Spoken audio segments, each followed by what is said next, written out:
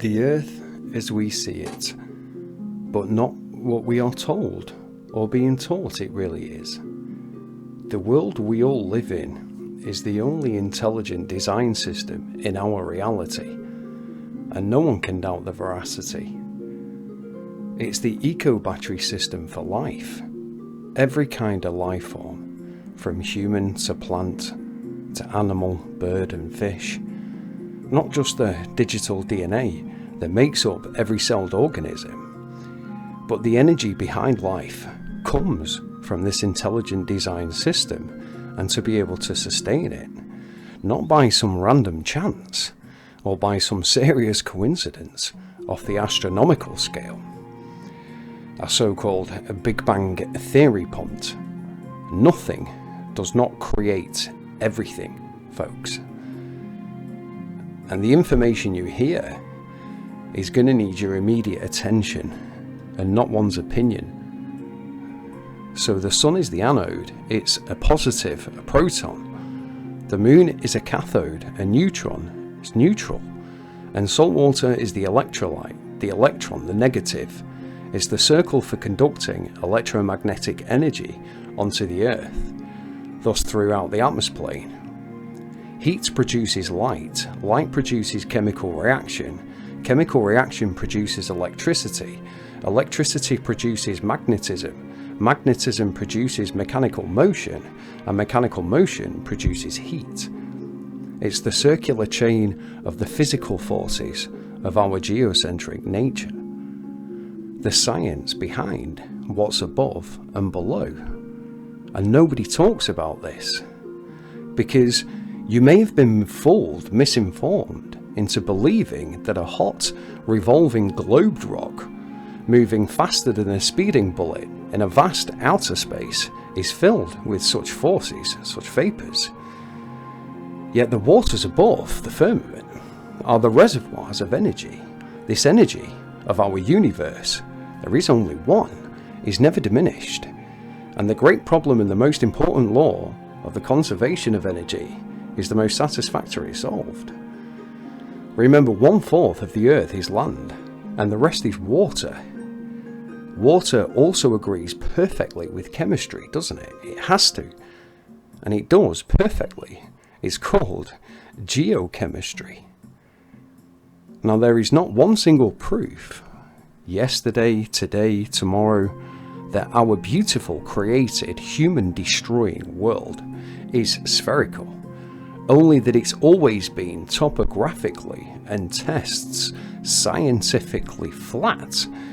Thus, most important here, folks, geocentric. When you see the subliminal, it no longer stays in the subliminal, or no longer stays in the subconscious. You bring it to the conscious, and there's no going back. Now, there are over 540 words starting with the word geo in our English language, and a lot of them surely could or should have been changed when the people of yesteryear started to accept the fallacious theory of heliocentrism, like 500 so years ago. Yet the sayings have pretty much stayed the same, bar a few variations of dialect over the centuries. Now, we use the word geo to symbolize the Earth and anything that's Earth related, and we still call it sunrise and sunset, don't we? We do not call it Earthrise or Earthset. Do you not ever wonder why? So, diving deeper into the words and their meaning, there is only around 125 words or so for helio in the language, which is rather odd, but we know why, because the actual root meaning for geo comes from the Earth does not belong to man, man belongs to the Earth. Geo means Earth and helio means sun. Yet we have geography, the area of study that deals with locations of countries, cities, rivers, mountains, and not heliography. We have geometry, the branch of maths that measures the features of Earth, not heliometry. And to mention the moon herself presents a very special math problem for the construction of the heliocentric model theory, and their only option was to reverse its observed and tested repeated east to west direction and change the speed from about 64,000 miles an hour to about 2,200. And this reversal, along with the change in speed, were unavoidable assumptions that needed to be adopted if the model was to have a chance of mimicking reality. Now, geophysics is the subsurface site characterization of the geology, the geological structure, the groundwater, the contamination and human artifacts beneath the Earth's surface, based on lateral vertical mapping of physical property variations that are remotely sensed using non-evasive technologies. But it's not called heliophysics. There is geobiology, and this is the field of scientific research that explores the interactions between the physical Earth and the bioplane.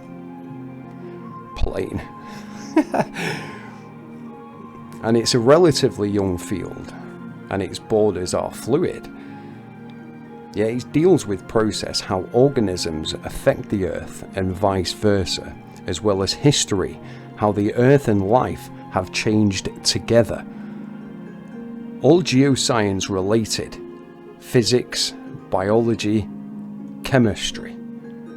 The geophysical, friends, all working together under a geocentric system.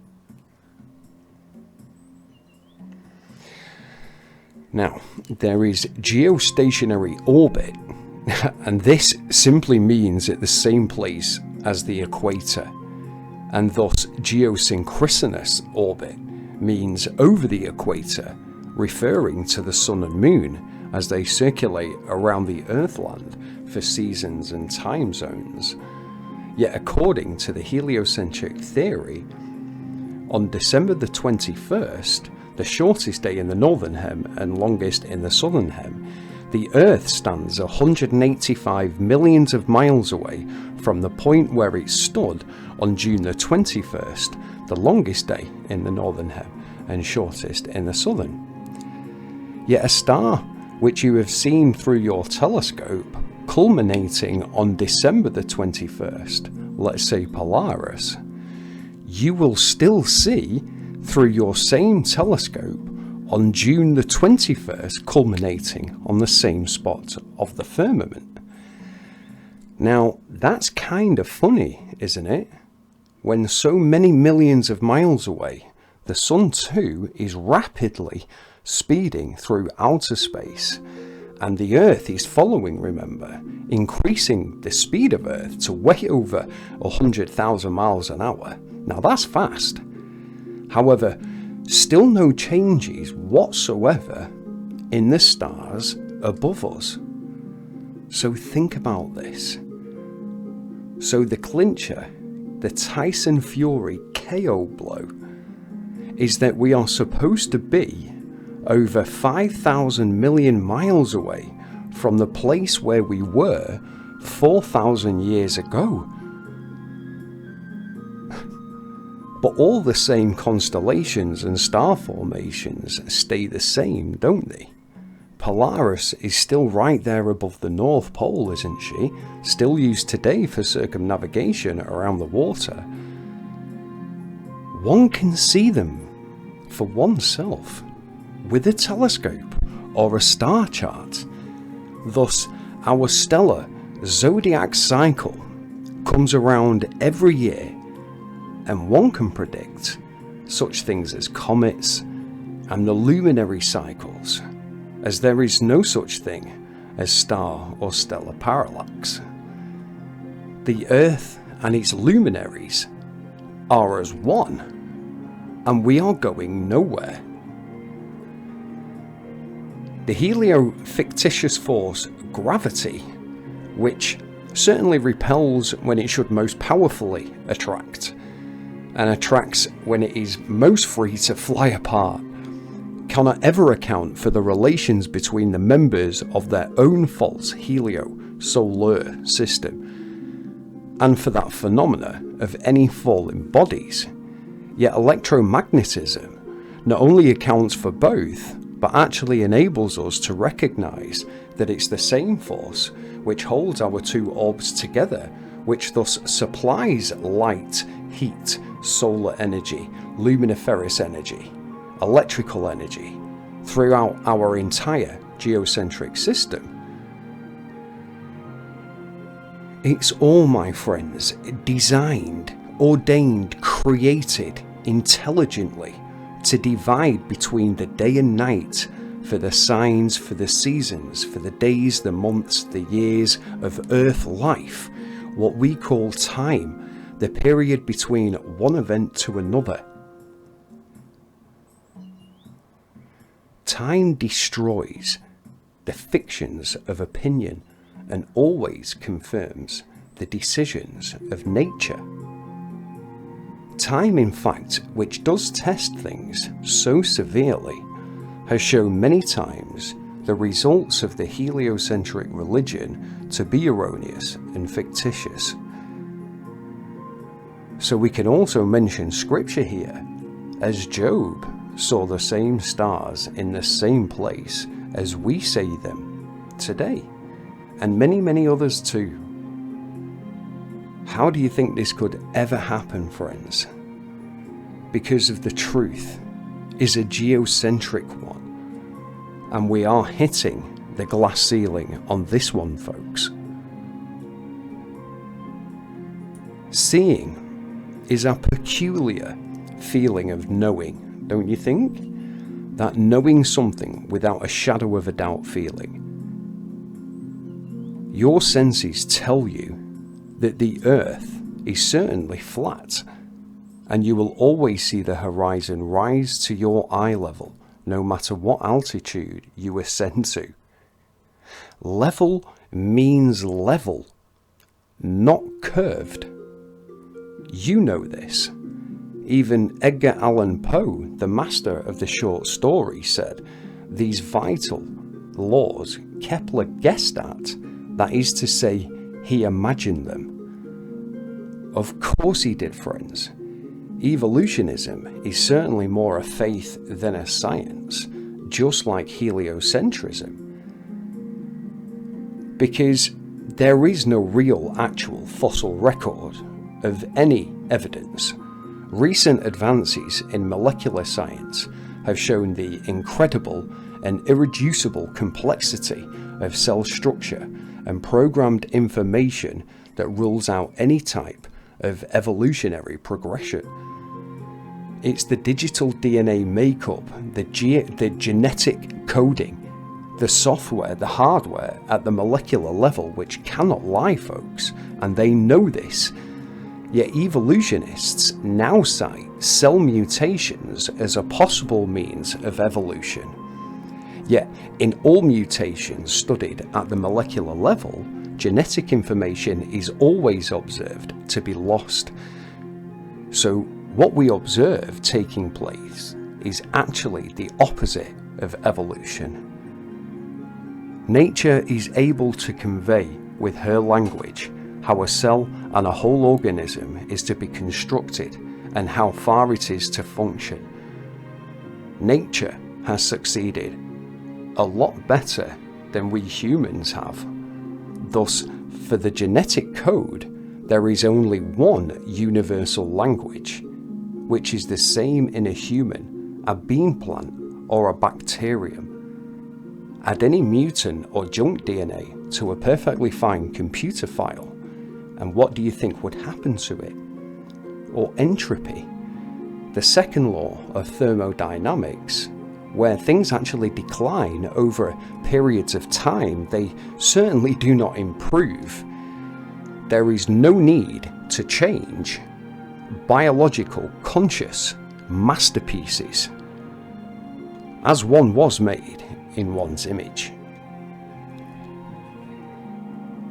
Geopathic stress is electromagnetic radiation on the human body, and this is not a good thing, friends, if you are having trouble sleeping, and this might be why, and you've never thought about it until now. but it's certainly not called heliopathic stress. The Earth's surface, we know, has a slight negative charge and is rich in electrons. By grounding your body to the Earth, we allow these potent electrons on its surface to stabilize the free radicals within our body. These electrons give the free radicals what they want, so just 30 or 40-minute barefoot walk on a daily basis can do wonders for one's stress level, minding, of course, where you stand. Organ energy is the life force energy, similar to what the ancients have called prana, chi, or universal energy. Organ is created by layering organic and inorganic materials that are able to harness this vital life force energy and amplify it so you can actually feel a sensation with it. And thus maybe have a quick thanks, as silent prayer can be much more powerful than audio prayer, because by silent prayer the mind comes closer to the creative spirit. As one is not happy because you're healthy, one is healthy because you are happy. There are so many other words that you could find with the word geo that are testament to where we are, friends. But people will always believe what they see on TV and will never think for themselves. As Mark Twain maybe once said, it's easier to fool people than to convince them they have been fooled. However, friends, what he did actually say in his autobiography, which was a much better quotation, so quoting directly, he said, "How easy it is to make people believe a lie, and how hard it is to undo that work again." Isn't that the truth though? Remember the KO blow. We are supposed to be over 5,000 millions of miles away from the place where we were 4,000 years ago. And we are nothing of the sort. Just look up. The Earth and its luminaries are and will always be geocentric. Geo means earthland. Centric means center. Earthland, center. Geocentric. Thank you for your precious time with me. The pleasure is all mine. You take good care, and I will see you on the next one. Stay safe.